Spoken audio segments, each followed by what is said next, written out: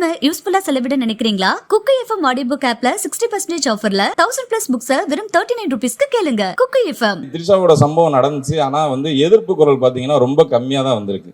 அப்ப திரைத்துறையில் இருக்கிறவங்களே அதை எதிர்த்து பேசலைங்கும் போது, ஏன்னா அவங்க நடிகையா இருக்கிறதுனால அந்த நடிகைனால அவங்களை என்ன வேணாலும் ஆபாசமா பேசிடலாம். அந்த ஒரு ட்விட்டு போட்டதுக்கு அப்புறம் அந்த படத்தை அவ்வளவு பேர் பார்த்தாங்க. எனக்கே நிறைய பர்சனலா அவ்வளவு மெசேஜ் வந்துச்சு.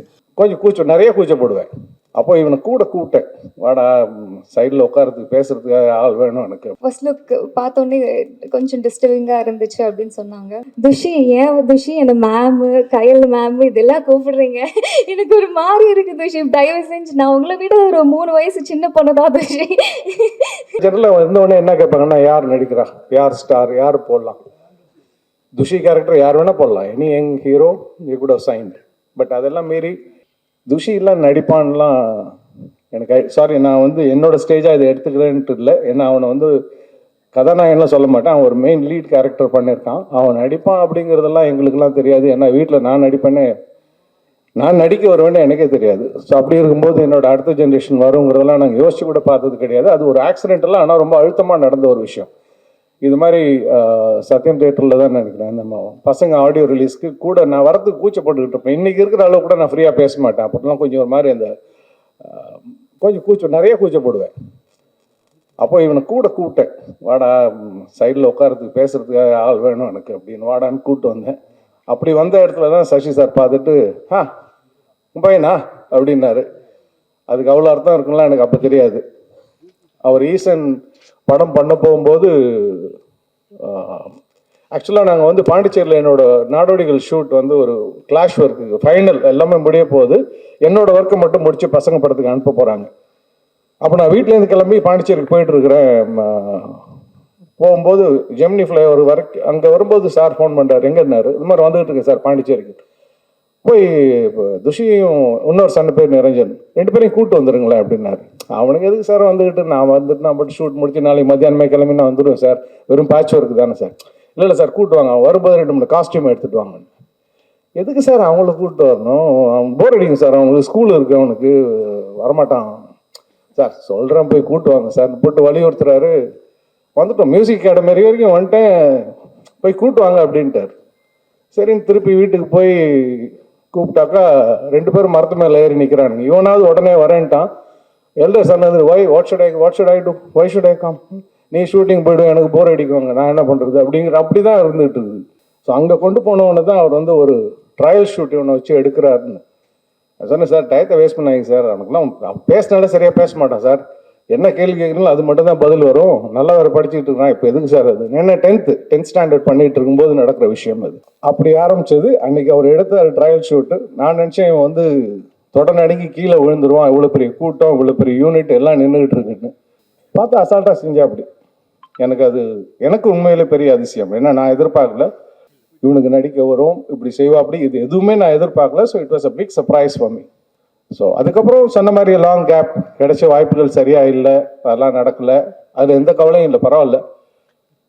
பட் எப்போ நடக்கணுமோ அது நடக்கும், அதுதான் என்னுடைய நம்பிக்கை. டைட்டில் ரோலில் திருப்பி மங்கையா உங்களை எல்லாரும் முன்னாடி நிற்கிறதுக்கு ரொம்ப ரொம்ப சந்தோஷப்பட்டுட்டு இருக்கேன். மங்கை படம் எனக்கு ரொம்ப ஸ்பெஷல். எங்கேருந்து ஸ்டார்ட் பண்ணணும்னா, 10th ஸ்டாண்டர்டில் நான் 10th முடிச்சுட்டு இண்டஸ்ட்ரிக்குள்ளே வந்துட்டேன். சினிமானா எதுவுமே தெரியாது, இப்போ கூட தெரியாது, கற்றுட்ருக்கேன். ஆனால் என் லைன் ஆஃப் ஃபிலிம்ஸ் பார்த்தம்போது ரொம்ப ரொம்ப சந்தோஷமாக இருக்குது. கயல், விசாரணை, பரியரும் பெருமாள், கமலி ஃபிலிம் நடுக்காவேரி அண்ட் மங்கை கண்டிப்பாக அந்த லிஸ்ட்டில் இருக்கும்னு நம்புகிறேன். ஏன்னா படம் பண்ணும்போது எனக்கு அந்தளவுக்கு ஒரு ஆக்டராக ஒரு திருப்தி கிடச்சிருக்கு. ஸோ படம் ஃபர்ஸ்ட் லுக் ரிலீஸ் ஆனோடனே சில பேர் வெல் விஷஸ் எல்லாருமே ஏன் இந்த மாதிரி ஃபர்ஸ்ட் லுக் பார்த்தோன்னே கொஞ்சம் டிஸ்டர்பிங்காக இருந்துச்சு அப்படின்னு சொன்னாங்க. ஆனால் எனக்கு எந்த ரிக்ரெட்ஸும் இல்லை. படத்தில் பண்ண ஒவ்வொரு விஷயமும் அவ்வளோ நியாயமாக, அவ்வளோ தேவையாக பட்டுச்சு. கண்டிப்பாக இந்த படம் பண்ணதுனால நான் இன்னொரு ஸ்டெப் மேலே தான் போவேன்னு நினைக்கிறேன். படம் பாருங்க, கண்டிப்பாக உங்களை எல்லாருக்கும் பிடிக்கும். அண்ட் ஜேபி சார் சொன்ன மாதிரி கிறிஸ் சார் அவ்வளோ பெரிய டைரக்டர் இருந்தாலுமே எங்கள் எல்லாரோட நம்பர்ஸ் எடுத்துகிட்டு எங்களை எல்லாரும் வந்து பர்சனலாக அப்ரிஷியேட் பண்ணியிருந்தாங்க.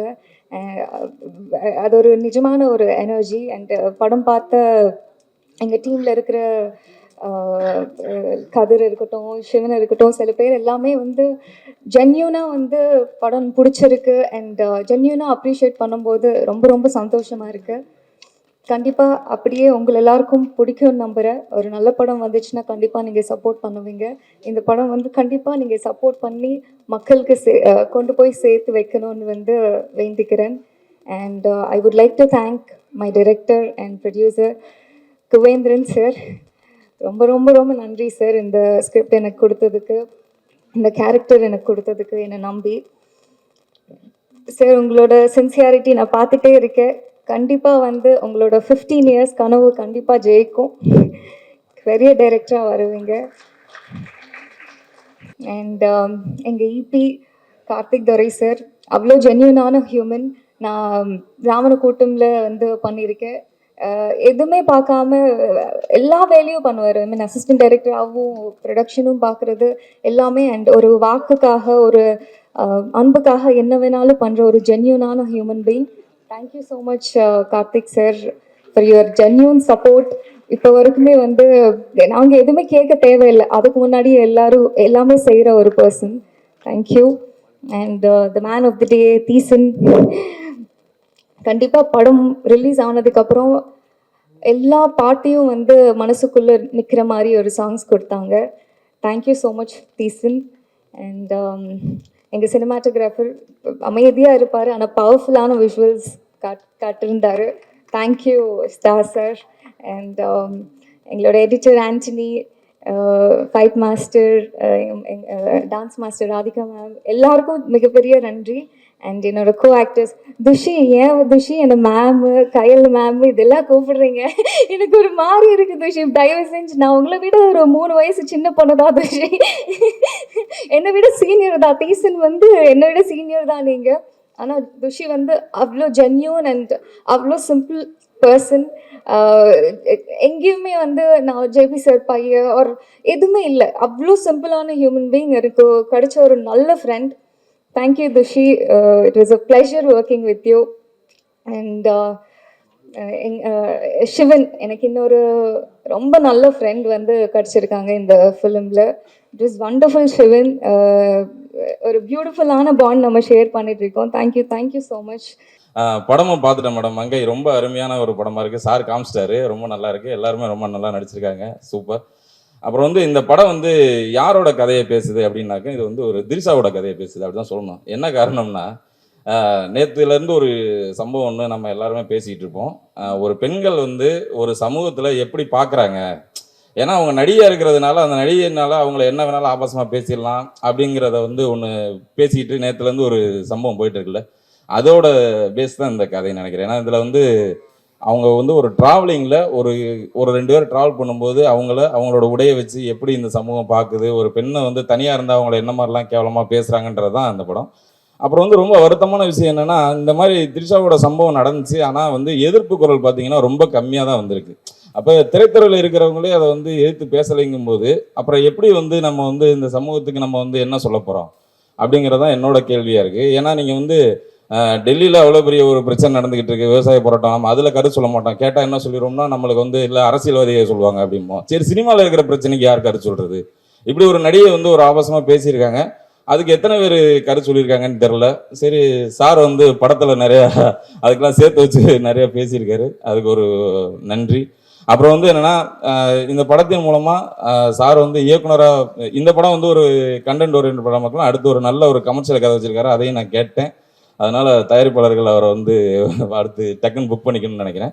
அப்புறம் இன்னொரு வந்து இந்த சினிமாவில் இருக்கிறவங்களுக்கு ஒரு சின்ன வேண்டுகோள் என்னென்னா, இந்த மாதிரி சின்ன படங்கள் வரும்போது அந்த படம் நல்லா இருக்குன்னு தெரிஞ்சுன்னா தயவு செஞ்சு நீங்கள் வந்து வாரத்துக்கு ஒரு நாள் ரிவ்யூ கொடுங்கலாம் சொல்லல, அட்லீஸ்ட் உங்களோட ட்விட்டரில் வந்து இந்த படம் நல்லா இருக்குன்னு போடலாம். அதன் மூலமாக வந்து இந்த தயாரிப்பாளருக்கு ஒரு லாபம் கிடைக்கும், டைரக்டருக்கு ஒரு இது இருக்கும். ஏன்னு சொல்கிறேன்னா, கலிதா மேடம் வந்து கிலா படத்தை பற்றி ஒரு வார்த்தை போட்டாங்க. அது அந்த ஒரு ட்விட்டு போட்டதுக்கப்புறம் அந்த படத்தை வந்து அவ்வளோ பேர் பார்த்தாங்க. எனக்கே நிறைய பர்சனலாக அவ்வளோ மெசேஜ் வந்துச்சு. ஸோ அது மாதிரி இந்த மாதிரி சின்ன படங்களை வந்து இந்த மாதிரி நிறைய ஏன்னா நம்ம அதர் ஃபீல்டில் நம்ம வேறு லாங்குவேஜ்லாம் பார்க்குறோம். ஏன்னா கேரப் கஞ்சாரப்பாளையம்னு ஒரு படம் வந்தோம்னா அதை பற்றி ஒரு ஹீரோ வந்து ஒரு ட்வீட் போட்டோம்னா அது அவ்வளோ பெரிய பரபரப்பாகுது.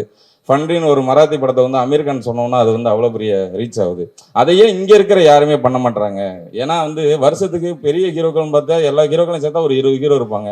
20 படம் மட்டும் இந்த தமிழ் சினிமாவுக்கு போதுமா அப்படின்னாக்க இங்கே ஒரு 300 படம் எடுத்துக்கிட்டு இருக்காங்க. அப்போ மற்ற படங்கள்லாம் யார் பேசுறது? நீங்கள் எல்லா படத்தையும் நல்லா இருக்குன்னு சொல்ல தேவையில்ல. நல்லா இருக்குன்னு தெரிகிற படத்தை வந்து நீங்கள் தாராளமாக அதை சொன்னீங்கன்னா அதன் மூலமாக நிறைய தயாரிப்பாளர்கள் இந்த இண்டஸ்ட்ரிக்கு வருவாங்க, நிறைய இயக்குனர்கள் வருவாங்கன்ற ஒரு இதுக்காக இந்த விஷயத்த சொல்கிறேன், வேற ஒன்றும் இல்லை. அனைவருக்கும் வாழ்த்துக்கள். நன்றி சார். ஃப்ரீ டைம் யூஸ்ஃபுல்லா செலவிட நினைக்கிறீங்களா? குக்கு எஃப்எம் ஆடியோ புக் ஆப்ல 60% ஆஃபர்ல 1000+ புக்ஸ் வெறும் 39 ரூபீஸ்க்கு கேளுங்க. குக்கு எஃப்எம்.